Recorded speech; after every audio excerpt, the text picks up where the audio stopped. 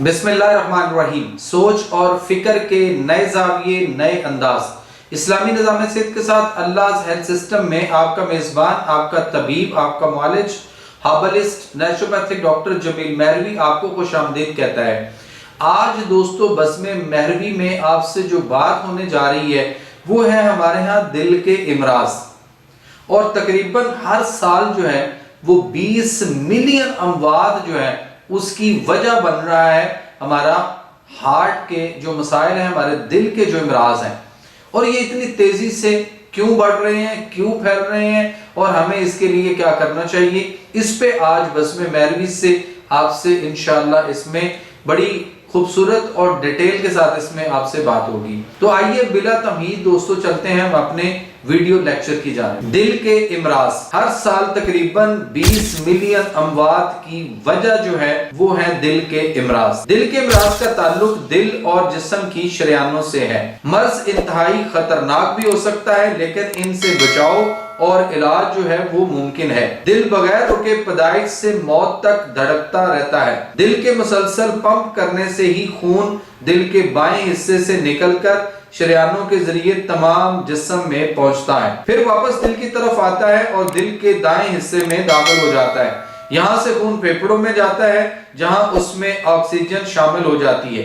ये ऑक्सीजन मिला खून दोबारा दिल के बाएं जानब दाखिल होकर शरियानों में दाखिल हो जाता है। यूं ये अमल मुसलसल जारी और सारी रहता है। अगर किसी बाइस दिल का पंप करना कम हो जाए या पंप करने में कोई दुश्वारी आ जाए तो खून की फराहमी कम हो जाती है, जिससे जिस्म के हिस्सों को खून कम मिकदार में पहुंचता है। इस बाइस जिस्म का ये हिस्सा मुतासर हो जाता है, खासकर दिमाग या दिल के अपने पट्टों में खून कम मिकदार में फराहम होने से फालिज या दिल का दौरा पड़ सकता है। अगर दोस्तों मरीज को शुगर, हाई ब्लड प्रेशर और खून में जो है वो ट्राइग्लिसराइड की ज्यादती और मुसलसल ज़हनी तनाव की मौजूदगी में 55 साल की उम्र के बाद दिल के दौरे और फालिज का खतरा जो है वो बहुत बढ़ जाता है। माहिरीन के मुताबिक ऐसे कई रिस्क फैक्टर हैं जिनकी मौजूदगी दिल के लिए खतरनाक है। ये रिस्क फैक्टर जितने ज्यादा होंगे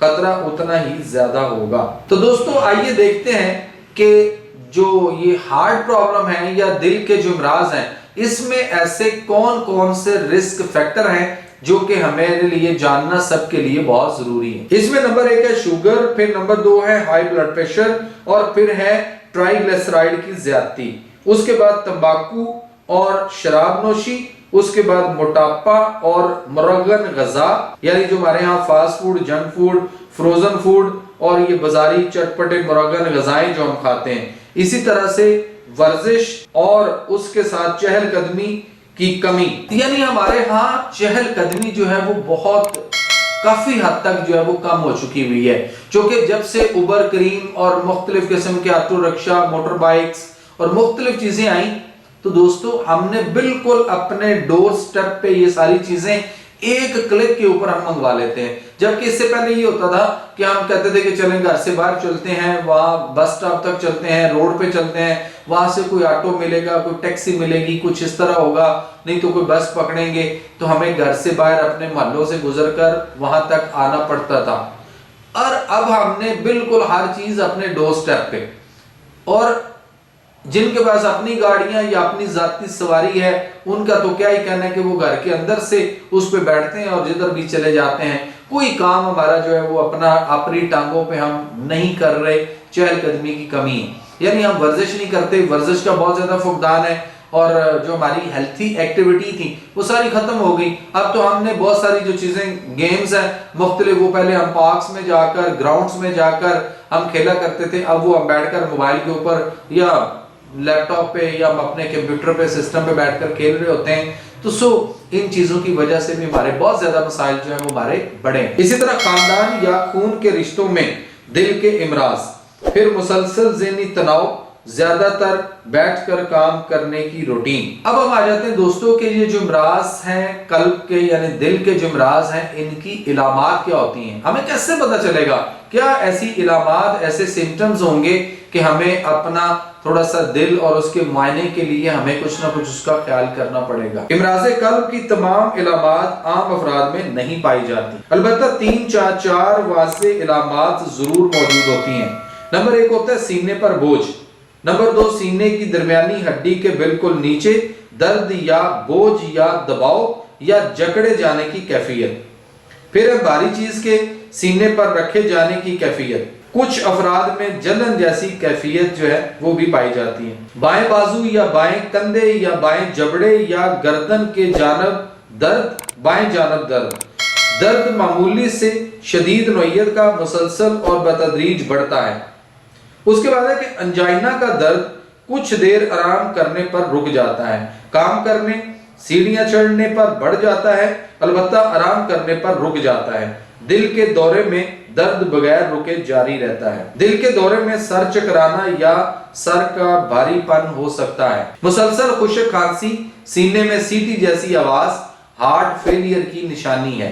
उसके बाद है कै मतली यानी उल्टी मतली, मैदे का भारीपन भी हो सकता है। सांस की दुश्वारी, सांस में घुटन हो सकती है, पसीना आ सकता है, दिल जोर जोर से धड़कता महसूस होता है, बार बार बेहोशी हो सकती है। अब दोस्तों हम देखते हैं कि दिल के मुख्तलिफ इमराज जिस पे आज हम बात कर रहे हैं, जो हमारा आज का बज़्म महरवी का टॉपिक है, उसमें ये देखते हैं कि दिल के जो मुख्तलिफ इमराज हो सकते हैं, आइए जरा उनको हम जो है वो स्टेप बाय स्टेप जरा उनका भी जायजा लेते हैं वीडियो लेक्चर के मुताबिक, ताकि आपको आसानी से उसकी समझ भी आ सके और वजाहत भी आपको साथ साथ जो है वो मुख्तलिफ तस्वीरों और वीडियो के जरिए जो है वो ज्यादा अच्छी और बेहतर और मुफीद होती है हमारे लिए। दोस्तों दिल का मर्ज सिर्फ दिल का दौरा ही नहीं बल्कि दिल और शरियानों के इमराज दिल के इमराज में ही शामिल होते हैं। नौजवान और बच्चों में भी दिल के इमराज देखे जा रहे हैं। हर साल तकरीबन 20 मिलियन अमवात की वजह दिल के इमराज हैं। उसमें नंबर 1 है CAD यानी जिसको हम कॉर्नरी आर्टरी डिजीज जो है वो कहते हैं। दिल में मौजूद खून की नालियों के ज्यादातर इमराज की वजह नालियों की दीवारों का सख्त होना, लोथड़ा बनना, दीवारों के साथ प्लाक बनना जो इस मकाम पर नाली बंद कर सकता है या उसका हिस्सा टूटकर खून की नाली बंद कर सकता है। नालियां तंग हो जाने से खून का बहाव कम हो जाता है जिससे किसी भी उज़्व को नुकसान पहुंच सकता है। खून के अंदर मौजूद नालियों के तंग हो जाने से CAD यानी कॉर्नरी आर्टरी डिजीज का मर्ज लाहक हो सकता है। इसे CHD यानी कॉर्नरी हार्ट डिजीज भी कहा जाता है। दिल के अंदर खून की नाली के बंद हो जाने से दिल के इस हिस्से को खून की फराहमी रुक जाती है जिससे ये हिस्सा काम छोड़ देता है। ऐसी कैफियत इस्केमिया कहलाती है यानी ऑक्सीजन फराहम ना होने की कैफियत। इसके बाद दोस्तों है मायोकार्डियल इन्फेक्शन जिसको हम जो है वो MI भी कहते हैं यानी दिल का दौरा या हार्ट अटैक। खून की नाली में बंदिश का अमल एथिलोसेलुलोसिस चूंकि ऑक्सीजन खून के जरिए मुंतकिल होती है इसलिए खून की फराहमी रुक जाने से उस हिस्से को ऑक्सीजन फराहमी का काम रुक जाता है। पट्टों में इस्केमिया होता है जो अगर कभी कभार हो तो एंजाइना और शदीद होने पर MI या दिल के दौरे, हार्ट अटैक का या मायोकार्डियल इन्फ्रेक्शंस जो जिसको हम कहते हैं उसका बायस बनता है।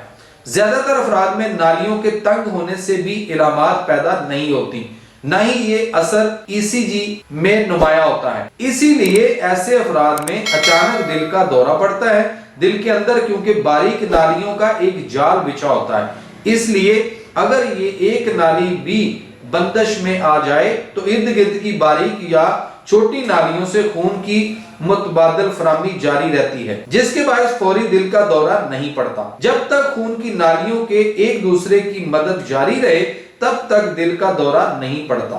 दिल के दौरे का इलाज इस चीज पर मुनहसर है कि दौरे के दौरान दिल का कौन सा और कितना बड़ा हिस्सा मुतासर हुआ है।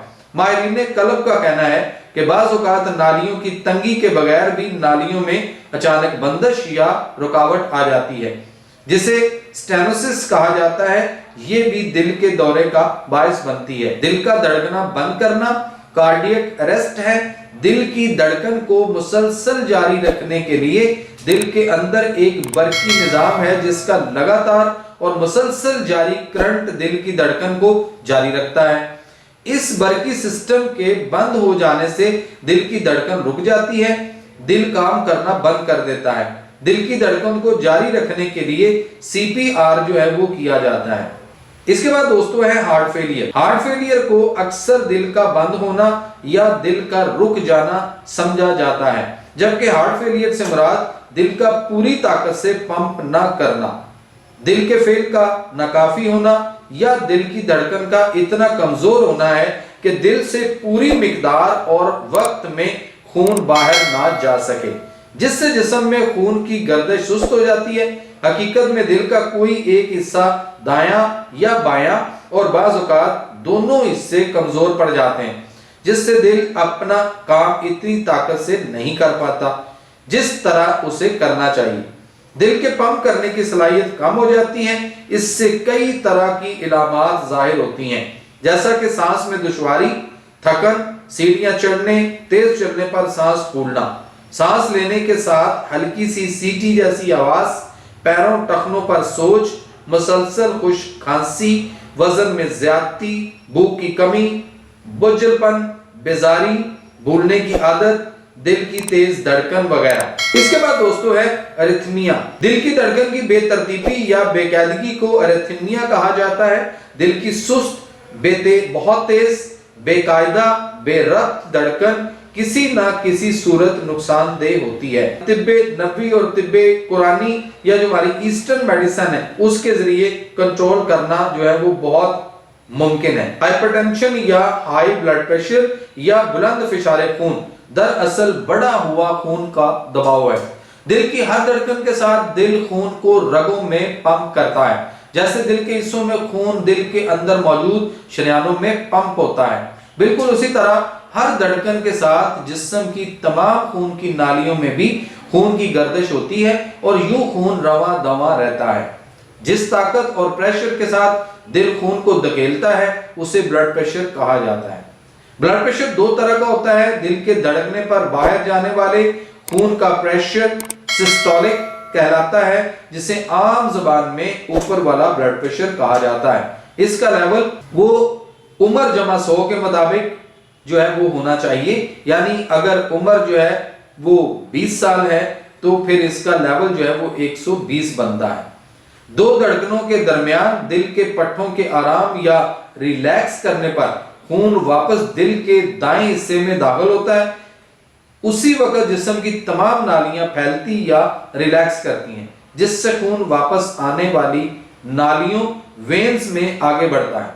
اس پریشر کو ڈائسٹولک یا عام زبان میں نیچے والا بلڈ پریشر کہتے ہیں، اور اس کا لیول 20 سال کی عمر کے مطابق 80 ہونا چاہیے۔ یعنی دل کے چاروں خانوں میں خون کے اندر اور باہر نکلنے کے راستے پر والز لگے ہوتے ہیں، جو دراصل ایک طرح سے گیٹ کی مانند کام کرتے ہیں۔ یہ باریک پٹھے ہوتے ہیں جو 2 یا 3 کی تعداد میں دل کے ہر خانے کے اندر اور باہر جانے کے راستے کو کنٹرول کرتے ہیں۔ والز کے کھلنے پر خون آگے کی جانب یا اگلے حصے میں بڑھتا ہے۔ جیسے ہی مطلوبہ مقدار خون دل کے کسی حصے میں داخل ہو تو پچھلا وال بند ہو جاتا ہے، جبکہ خون کے مزید آگے بڑھنے کے لیے اگلا وال کھل جاتا ہے۔ تمام والز کا یہی 2 بنیادی جو ہے وہ کام ہوتے ہیں۔ والز میں خرابی ہو سکتی ہے، جیسا کہ سٹینوسس، یعنی جب والز پوری طرح نہ کھلیں اور خون کے بہاؤ کا راستہ تنگ ہو جائے۔ پرولیپس، یعنی جب والز اپنی اصل جگہ سے گر جائے، ڈھیلا پڑ جائے یا لٹک جائے، اس سے والز پوری طرح بند نہیں ہوتے اور خون کی کچھ مقدار پیچھے کی طرف واپس چلی جاتی۔ ریگورج یا جو والز کا لیک ہونا یا اس سے خون کا رسنا، اس میں تھوڑی مقدار میں خون پیچھے کی طرف رستا ہے۔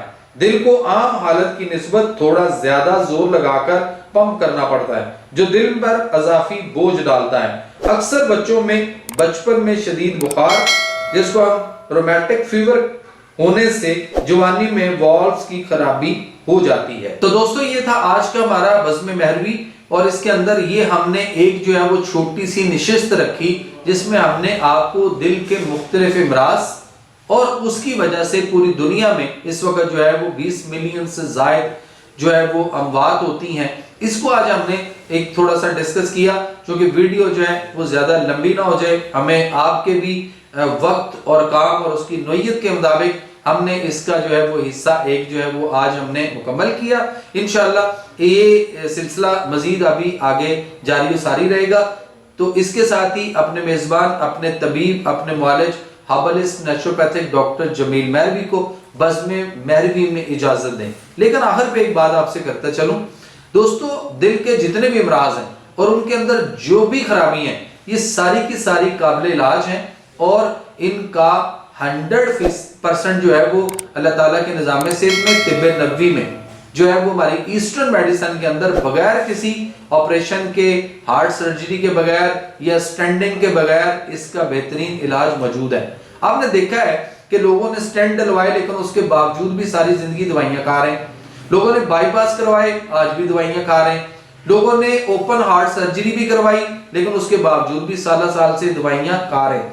اور سٹینڈ جو ہے یہ وقتی طور پر آپ کی اس وین کو، اس شریان کو کھولتے ہیں، لیکن بعد میں وہ سٹینڈ کے اندر اگر بلاکنگ ہو جائے خدا نہ خواستہ تو پھر بہت زیادہ جو ہے وہ پیچیدگیاں اور بہت زیادہ مسائل پیدا کرتا ہے، اور پھر اس سٹینڈ کے اندر سٹینڈنگ جو ہے وہ دوبارہ سے نہیں ہوتی اور بہت سارے مسئلے پیدا ہو جاتے ہیں۔ سو اس لیے ہمیں کوئی سیدھا رستہ، کوئی ٹریک ایسا اختیار کرنا ہے کہ جس میں ہمارا ہارٹ اور اس کے اندر ہونے والی خرابیاں جس طرح قدرتی طور پر پہلے موجود تھیں اسی واپس اصل حالت میں آئیں، اور جو اس کے اندر خرابیاں ہو چکی ہوئی ہیں ان کا پراپر طریقے سے، صحیح طریقے سے علاج ہو، اور ہمیں ساری زندگی دوائیاں بھی نہ کھانی پڑیں۔ تو اس کے لیے اللہ تعالیٰ کے نظام سے طب نبوی جو ہماری ایسٹرن میڈیسن ہے، جو ہماری اس کی طرف ہمیں جو ہے نا وہ آنا پڑے گا۔